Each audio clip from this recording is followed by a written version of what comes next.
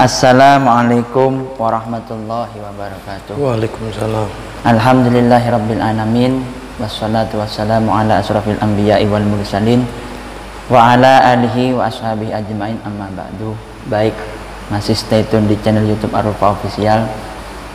Pada segmen dan pertemuan kali ini, saya sengaja kita berkolaborasi dengan Pamanda. Beliau termasuk pamanda saya, Gus Haji Helmi MH. Beliau kalau diibaratkan itu kalau dalam susunan pemerintahan atau Mendagri, Menteri Dalam Negeri yang mengurusi kepesantrenan. Langsung saja kita bertanya-tanya, ngobrol santai dengan beliau terkait bagaimana kepesantrenan yang ada di Al-Qadiri ini.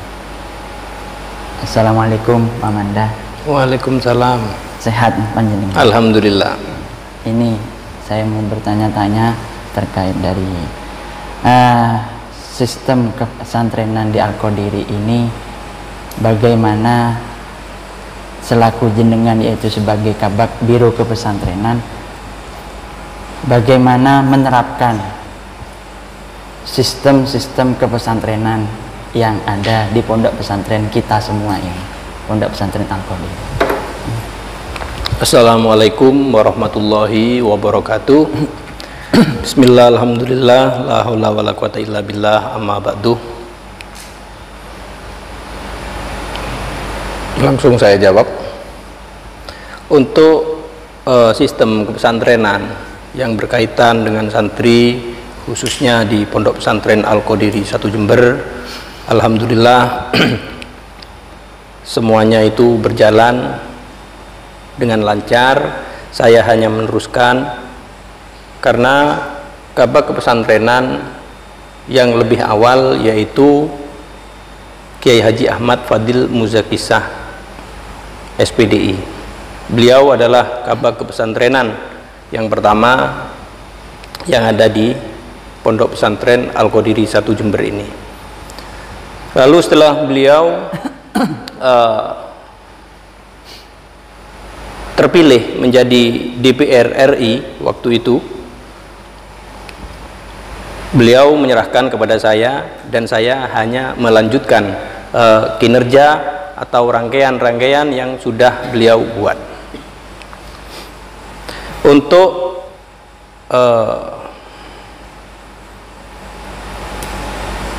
menjalankan misi kepesantrenan yang ada di Al-Qadiri, pertama-tama saya ingat dawuhnya Abuya Kiai Haji Ahmad Muzakisah, yaitu beliau dawuh kalau ingin peraturan pesantren ataupun pendidikan itu lancar, seyogyanya kita harus memegang teguh yaitu sholat berjamaah 5 waktu, dan ditambahkan lagi yaitu sholat malam qiyamul lail. Di Al-Qadiri ini semuanya diwajibkan, khususnya sholat berjamaah 5 waktu.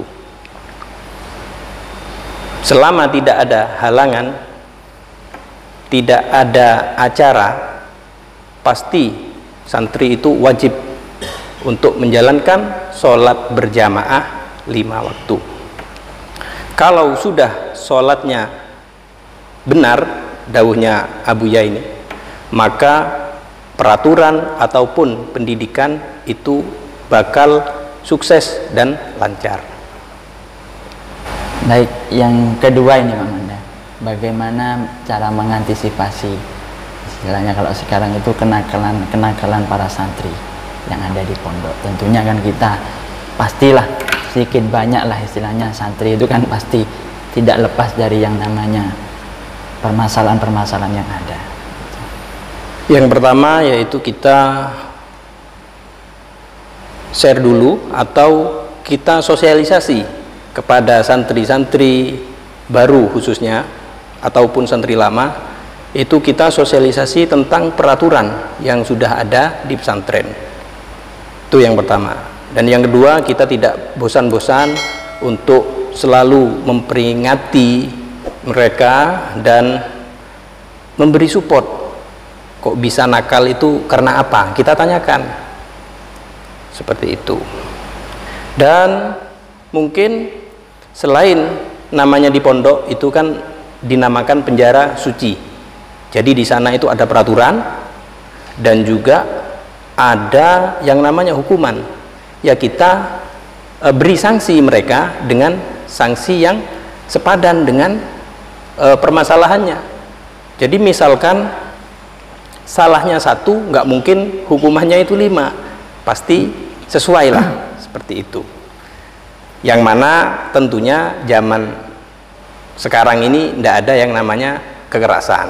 Jadi kita interview mereka, kita tanya-tanya mereka secara baik-baik. Dan bila kalau sudah mentok masih mengulangi kasus yang sama, kita akan panggil wali santri dan kita jelaskan kepada wali santri juga kepada santri tersebut.